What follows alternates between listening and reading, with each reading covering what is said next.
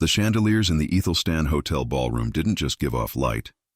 They scattered it, throwing tiny rainbows across the faces of Chicago's wealthiest citizens. Ilara Vance, 26 years old and feeling every second of it, smoothed down the front of her simple navy blue dress. It was her one event-appropriate outfit, and it felt like a costume here among the sea of designer gowns and custom tuxedos. She was working as a freelance ASL interpreter for the Chicago Symphony Orchestra's annual charity gala. Her job was to blend in, be available if needed, and try not to look as out of place as she felt. So far, no one had needed her. She was a ghost in a room full of very loud, very expensive living people. That's when she saw the girl, tucked into an alcove, half hidden by a massive sculptural fern.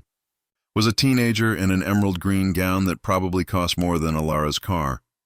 She had the posture of someone used to these events, but her eyes, sharp and intelligent, were carefully tracking the lip movements of the people around her. Her shoulders were tense. Ilara knew that look. It was the specific isolation of someone who couldn't hear the conversation happening 3 feet away. The girl was deaf, and she was utterly alone. A ripple of excitement cut through the ballroom. Alexander Thorne had arrived. The venture capital billionaire, whose firm, Apex Ventures, was the evening's honoree for bankrolling the charity's new music therapy wing, moved through the crowd like a shark through calm water. He was tall, with silver-streaked hair and a smile that didn't quite reach his eyes. Cameras flashed. People gravitated toward him. Ilara glanced back at the girl. She was watching her father with a mixture of pride and something else. Something resigned. Not once did Alexander Thorne look in his daughter's direction. Not once did anyone else approach her. Something tightened in Ilara's chest. It was a feeling she knew from her work at the Children's Hospital, the urge to bridge a gap that shouldn't exist. Taking a deep breath, she crossed the room. As she neared, the girl's eyes widened in surprise. No one ever came directly to her. "Hello," Ilara signed, her hands moving with the easy grace of long practice. "I'm Ilara. What's your name?" The transformation was instant. The careful, polite mask the girl wore melted away, replaced by a smile so bright and genuine it made Ilara's heart ache. How long had it been since someone had simply talked to her? "I'm Sophie," she signed back, her movements quick and elegant. "You know ASL? Are you deaf?" "No," Ilara replied. "I'm an interpreter. For the symphony my father is saving," Sophie signed, a flicker of bitterness crossing her face. "My job tonight is to stand here and look philanthropic. You know, for the photos later." "Well, until then," Ilara signed, smiling. "Would you like some company that actually talks to you?" Sophie's laugh was silent but expressive. "God, yes. Do you know how many people here have asked me if I can read lips and then started talking like I'm 5? Or they shout, because apparently being deaf also means you're stupid. Or my personal favorite," Ilara signed back. "They find out you're deaf and immediately start talking to the person next to you. Like you've suddenly vanished." "Exactly." Sophie's signs became animated, her whole body relaxing into the conversation. She was smart, wickedly funny, and starved for real connection. As they talked, Ilara watched Alexander Thorne work the room. He was a master of it, all practiced charm and firm handshakes. But she also saw how Sophie's eyes would occasionally drift toward him, filled with a complicated mix of longing and resentment. "Your father seems very busy," Ilara signed carefully. Sophie's smile turned thin. "He's always busy. Apex Ventures doesn't run itself." Her signing took on a mocking, rehearsed quality. "He's been like this since my mom died." "I'm sorry," Ilara signed. "When did she pass away?" "When I was 8. Car accident." Sophie's hand slowed, the memory heavy. That's when this happened, too. The deafness. Nerve damage." She took a breath. "Before that, our house was always full of music. My mom was a concert violinist. She made sure I experienced it, through the vibrations in the floor, the way her face looked when she played. After she died, the music just stopped. Dad buried himself in work, and I became the problem to solve." "The problem?" "The deaf daughter," Sophie signed, her movements becoming sharp and angular. "The specialists, the surgeries, the therapies. He wanted to fix me. He never learned to sign, not one word. We have interpreters at home, a rotating cast of strangers. He talks to them about me while I'm sitting right there." In his own house, Ilara felt a hot surge of anger toward this powerful, polished man. How could he be so brilliant and so blind? Before she could respond, Sophie glanced over her shoulder. Speak of the devil. Ilara turned. Alexander Thorne was approaching, trailed by a photographer and a sharp-looking assistant holding a tablet. Sophia, he said, his voice loud and deliberate, his lips easy to read. We need you for the photographs. He didn't look at Ilara, didn't acknowledge her existence. The assistant gave a tight smile and gestured for Sophie to follow. Sophie's face smoothed back into its polite, empty mask. Before she walked away, her hands moved in a final, quick sign to Ilara. See what I mean? He doesn't even wonder who you are. As she was led away to stand beside her father like a prop, Ilara felt a strange sense of determination take root. This wasn't right. The formal part of the evening dragged on. Ilara watched as Sophie stood dutifully for photos, nodding when it seemed appropriate, her smile never reaching her eyes. Not once did her father or anyone else attempt to include her in the conversations swirling around them. When the speeches were finally over, Ilara saw Sophie slip away from the crowd, heading toward a side door that led to a secluded garden terrace. Making a split-second decision, Ilara followed. The Chicago night was cool, the air a relief after the stuffy ballroom. The terrace was lit by soft landscape lighting, and Sophie was standing at the stone railing, looking out at the city lights, her shoulders slumped. Escaping? Ilara signed as she approached. Sophie turned, and the relief on her face was palpable. Just breathing. Sometimes I need to get away from all the moving mouths. Before Ilara could reply, the terrace door opened again. Alexander Thorne stepped out, his expression shifting from concern to confusion when he saw his daughter wasn't alone. Sophia, it's time to go, he said, looking directly at her but making no effort to sign.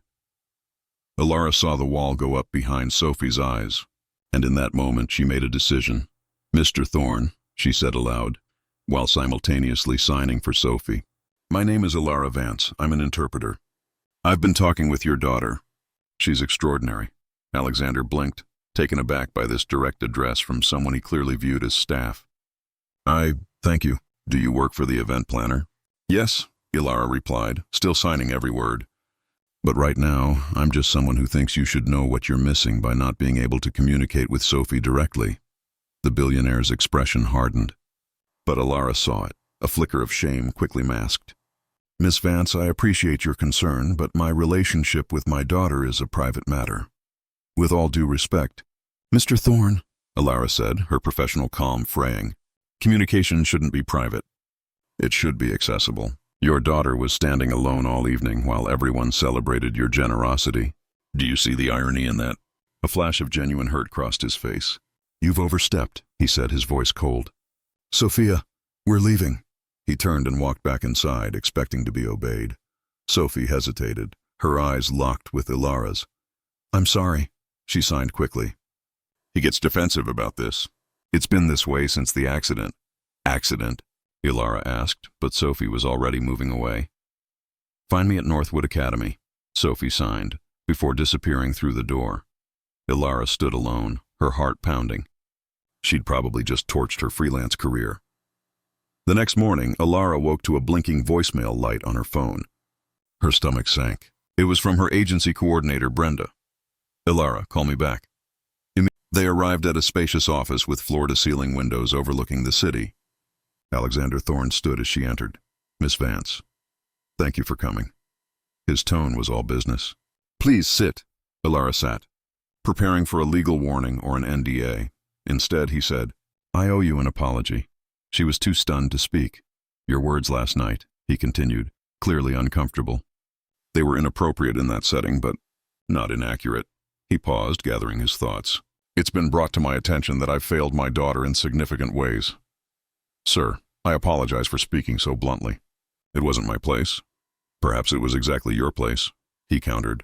You're the professional, after all. That's why I've asked you here. He sat behind his massive desk, a businessman organizing a difficult merger. Sophie lost her hearing in the same accident that took her mother. She was 8. The doctors said it was permanent. I spent the first 2 years consulting specialists on 3 continents trying to fix her. Ilara remembered Sophie's words. He wanted to fix me. By the time I accepted it, Thorne went on, a pattern was set. Interpreters, tutors, therapists. People I paid to communicate with her so I wouldn't have to face my own inadequacy. He reached for a framed photograph on his desk. A younger, happier Alexander with a beautiful, laughing woman and a small, beaming Sophie. Lena, my wife, started teaching Sophie sign language when she was a baby. Baby signs, they called it. She believed communication was everything. She was a violinist, but she said music was just one language among many. Sophie mentioned her mother was a musician, Alara said. She said your house was once full of music. He looked up sharply. She told you that? He set the photo down gently. It was. After the accident, I couldn't bear it. I sold Lena's violin, stopped the music. I thought I was protecting Sophie from painful memories. Maybe I was just protecting myself. Alara watched him, her anger softening into a more complex understanding. Grief had frozen this man solid. Mr. Thorne, why am I here today? He straightened up. I want to hire you, Miss Vance. Not through your agency. A personal contract. He took a breath. Not to interpret for Sophie. To teach me to sign. Alara sat back, genuinely surprised. I should have learned years ago, he said, his voice firm. I want to talk to my daughter, directly, no intermediaries. That's commendable, she said. But learning ASL takes time and consistent practice. It's not a quick study, I'm aware. I'm prepared to commit to regular lessons, twice a week more if my schedule allows. He named a fee that made Alara's financial problems vanish in an instant. Would that interest you? It did, but she needed to know. Before I answer, may I ask, why now? What changed? His expression softened, just barely. Last night I saw my daughter's face when you spoke to her. I haven't seen her look that alive in years. Then this morning she left this on my desk. He handed her a folded piece of paper. It was a handwritten note. Dad, I know you're angry about the interpreter, but for 10 minutes, someone saw me, not Thorne's deaf daughter. If you really want to honor Mom with your donations, remember what she always said. True healing begins with being heard. I haven't been heard in a long time. Sophie Alara refolded the note, her throat tight. I've spent years throwing money at my daughter's deafness, Thorne said quietly. Funding wings, research, charities, all while failing to make the one investment that mattered. It's not too late, Alara said. Sophie is still young. She leaves for college next year, Stanford, early decision. A flicker of pride crossed his face. I have a limited window to repair what I've broken. Mr. Thorne, I'll teach you. But be clear, learning to sign is one thing. Rebuilding your relationship with Sophie is another. I understand. He stood. Now there's someone else who'd like to speak with you. The office door opened and Sophie walked in. Seeing Alara, her face broke into a real smile. You came! She signed. Your father invited me, Alara replied. Sophie looked between them, confused. Why? I'll let Miss Foster explain, Thorne said awkwardly. I have a conference call. He paused at the door. Sophia, We'll talk later. After he left, Sophie's hands flew. What's happening? Am I in trouble? Neither of us is in trouble, Alara assured her. Your father has hired me to teach him ASL. Sophie's hands froze mid-air. Her expression was one of pure, utter disbelief. My father, learning to sign. You're joking. I'm not. He seems very determined. Sophie sank into a chair, her face a battle between hope and deep-seated skepticism. He won't stick with it. He never does. Maybe this time is different, Alara signed gently. Why would it be? Because this time, Alara replied, he's not trying to fix you. He's trying to fix himself. 3 weeks later, Alara sat in Alexander Thorne's home study, watching the billionaire struggle. MEETINGATTHREE. His fingers formed each letter of the finger-spelled word with laborious concentration. Good, Alara signed and spoke. But remember, there's a specific sign for meeting that's faster. Thorne frowned, attempting the new sign. His fingers, so adept at commanding a keyboard, felt clumsy and uncooperative. This is impossible, he muttered, dropping his hands. I'm too old for this. You learned Mandarin for that merger last year, Alara reminded him. That was different. He trailed off, realizing the implication. It was more important? Alara supplied, her tone neutral. He had the decency to look ashamed. I was going to say easier, but you're right to call me out. Over these weeks, Alara had seen glimpses of the man beneath the empire builder. He was brilliant and fiercely focused, but emotionally stunted by a grief he'd never processed. Let's try a different approach, she suggested. Instead of business vocabulary, let's practice something you might actually want to say to Sophie. He looked uncomfortable. Such as, "How about I'm proud of you?" That's something every child needs to hear. Something flickered in his eyes. "Does she think I'm not?" Alara chose her words carefully. "Mr. Thorne, when was the last time you told her?" "Directly?" He didn't answer. That was answer enough. "Let me show you," she said, demonstrating the sign. "I'm proud of you." He watched, then mimicked the movement. For all his complaints, he was a fast learner when he was motivated. "Perfect," Alara encouraged. "Now try, I love you." She demonstrated the simple universal sign, pinky, index finger, and thumb extended. The sign seemed to overwhelm him.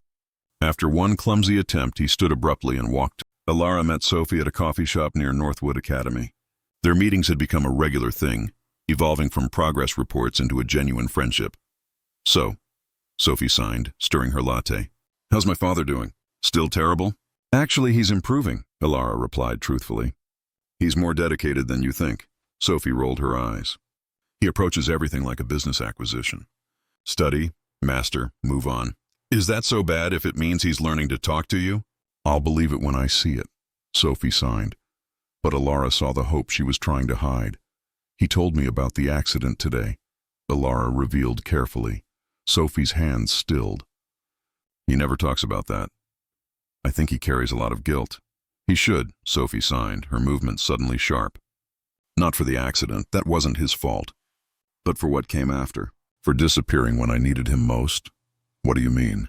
"After Mom died, he sent me to specialized boarding schools for the deaf. For 9 years. He visited on parents' weekends, always with an interpreter. We became strangers.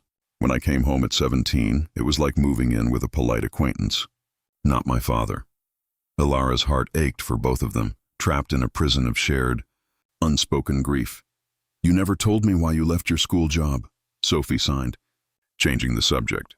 Malene hesitated, then decided on honesty. "Budget cuts were the official reason. But the truth is, I was told I had poor professional boundaries."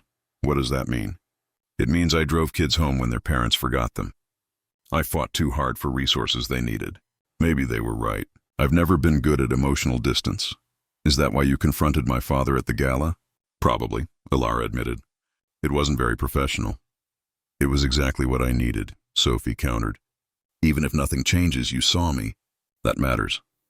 Their conversation turned to Sophie's upcoming senior art showcase. "You should come," Sophie signed. "It's at the school gallery next Friday. I'd love to," Alara replied. "Will your father be there?" Sophie's expression clouded. "He's been invited. He always makes an appearance. Donations to make, you know the drill. But he doesn't really see my art. He sees it as a hobby." "Have you told him how important it is to you?" "How? We barely communicate about what's for dinner." "You could show him," Alara suggested. "Your art speaks volumes, Sophie.